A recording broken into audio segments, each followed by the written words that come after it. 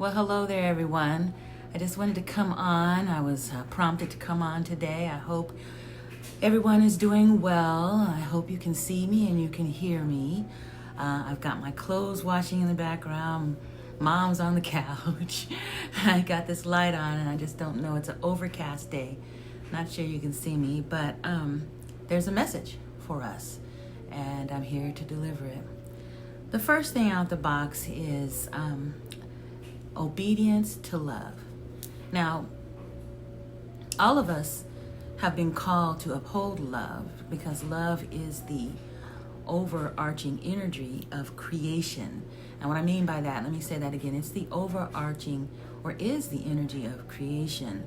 And when things are disrupted in that category, in that overarching love that we're supposed to have for each other, then it needs to be discussed, brought to the front, and we need to deal with it.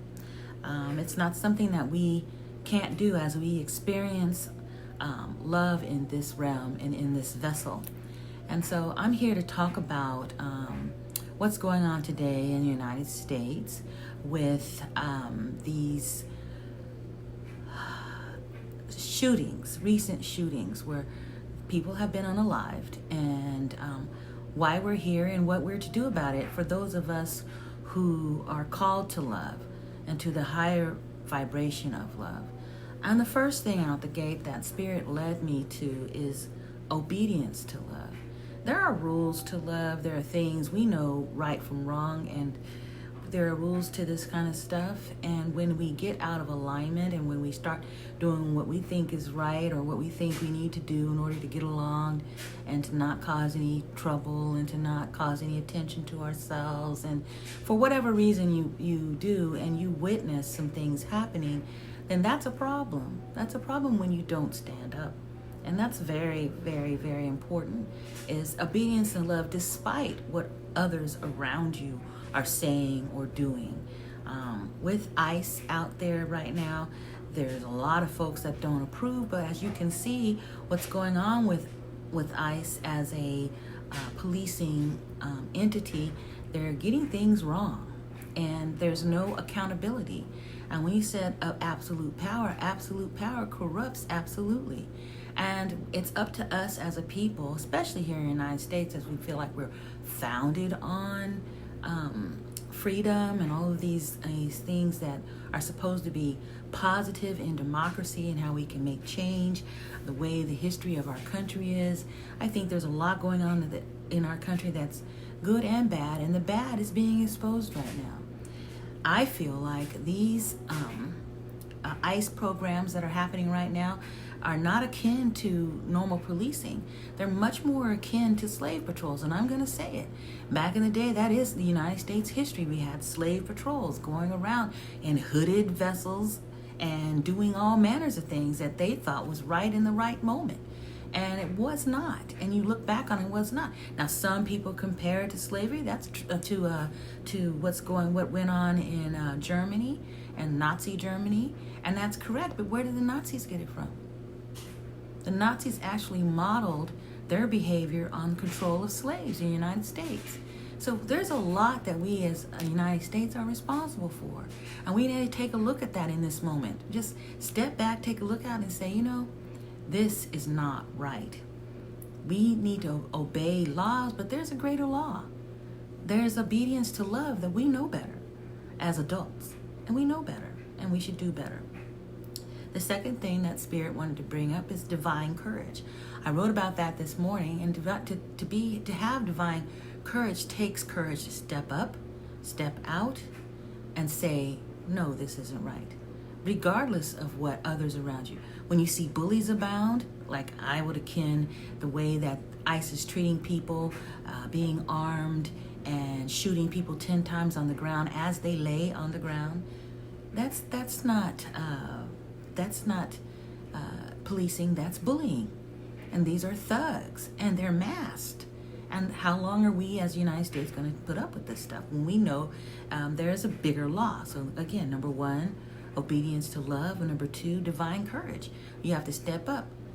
Now, Alex Preddy, He saw this woman. She was pushed to the ground. This guy has a mask on. He gets in the way of that. And the people get, people get frustrated and they react. But their reaction is not just a reaction. Their reaction has consequences. There is somebody that is dead, unalived. That's exactly what has happened. And so enough is enough. And we have to stand up. We have to speak about it. You know, you may not be there on the streets and you may not be there witnessing someone get shot. God forbid you have to do that. That's a terrible thing. But we can stand up in this moment, each of us. You can talk to, if there's not but one person that you talk to, you can talk to and say, I don't believe in this. There are whole families that are out there, support ICE. This is right. No, it's not. And you know it's not. And in your family, you can tell your family to their face, no, it's not. And yeah, you may risk relationships, but you have to stand in obedience to love, period. And if that's against your family, then that's against your family. And you have to tell them what's right. You want to guide them into what's right. Now, you can't force anybody to do anything. You can't fix anybody, but you darn sure can tell the truth. And this is a moment that we need to call ourselves out and tell the truth. The last thing is, first we had obedience to love, then we had divine courage. The last thing is divine witness. Now, all of us in this moment are here. Today is Sunday, 1/25/2026. We are here. This happened, and it's happening now. And in this moment, as we witness it, where do you want to be? What side do you want to be on when it comes to the history of this? Who do you want to be in your future generations? Who you are today affects your future generations. Ask the slave owners that. Ask the descendants of slave owners if who they are today, they're not affected by that, by what their ancestors did as slave owners. I'm not talking about slaves, because we all know that as slaves there was an effect there, but there was an effect on slave owners too in this moment. And so we need to look at that. When are we going to stand up and say, hey, this isn't right? We know this isn't right. And we got to stand up and say something. And we have to look and be a witness to stand up for the truth, for love, and say, hey, this is not how you treat your fellow human being. This is just not how you do it. I remember when I was being taught about Nazi Germany, and I thought, how could 6 million people go to the gas chambers? How could that ever happen? I just was in disbelief as I was a child, as in school. I just couldn't believe it. I think there are a lot of people that, if they admit it, they might admit it and say, hey, I couldn't believe how that could happen. But I'm seeing it happen now. I'm seeing it happen in real time.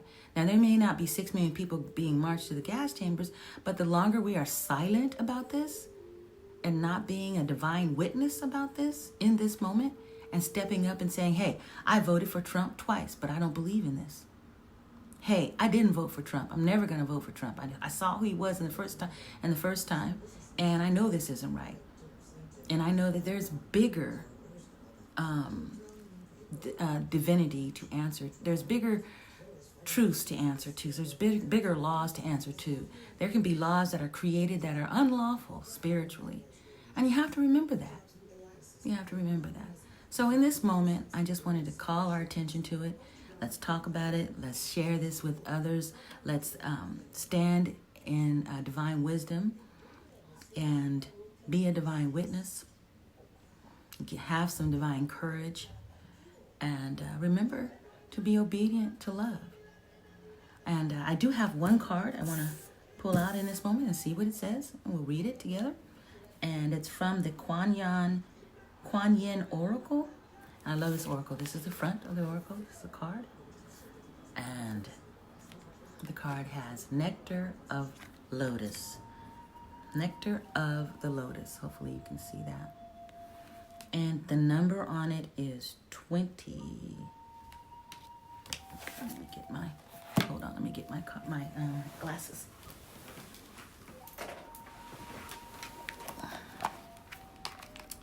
Here we go.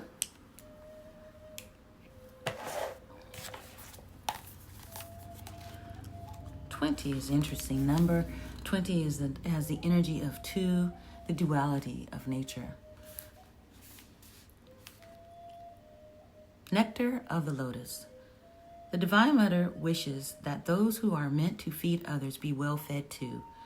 Your devotion to helping others has the effect of squeezing the cosmic heart chakra of the Divine Mother.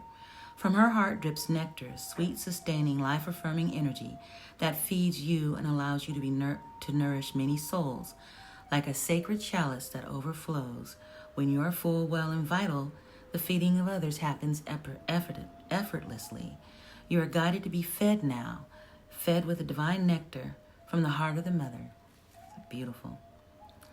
There is an endless supply of energy, joy, peace, bliss, and love for you, flowing from the heart of the Divine Mother, Kuan Yin. Yet sometimes we experience limitation instead of endless supply. These limits can be a hidden blessing. They could be a sign that our mind and emotional life could use some help, shifting from scarcity consciousness into the consciousness of abundance. And we certainly need that in this moment. As we do this, we tend to relax and flow more easily, tapping into what is needed rather than perceiving restriction. A limit or block in our flow might be telling us that our nervous system needs some time to adapt to receiving higher intensities of spiritual electricity through our system as we become more used to living a joyful, higher vibrational existence.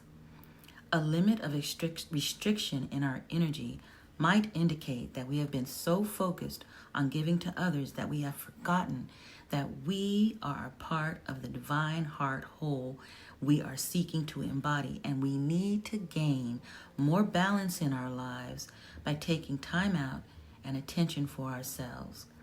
When we are encountering a limit of some kind, whether through needing to come back into balance or because we are about to break through into a new level of spiritual growth and realization, it is wise to receive divine nectar to allow ourselves to become replenished and supported, honoring the guidance that is hiding in the limitation that we are encountering. Then it will have served its purpose and the limit can fall away. Let me read that again. When we are encountering a limit of some kind, whether through needing to come back into balance or because we are about to break through into a new level of spiritual growth and realization, it is wise to receive divine nectar to allow ourselves to become replenished and supported, honoring the guidance that is hiding in the limitation we are encountering. Then it will have served its purpose and the limit can fall away. I believe that we are undergoing or realizing a limit right now, and that we need that limit to fall away, and we need to understand and step up to the divine guidance that's happening right now and step into that nature of who we really are. Thank you for your time, you guys. I hope this helps someone. Bye now. Till next time.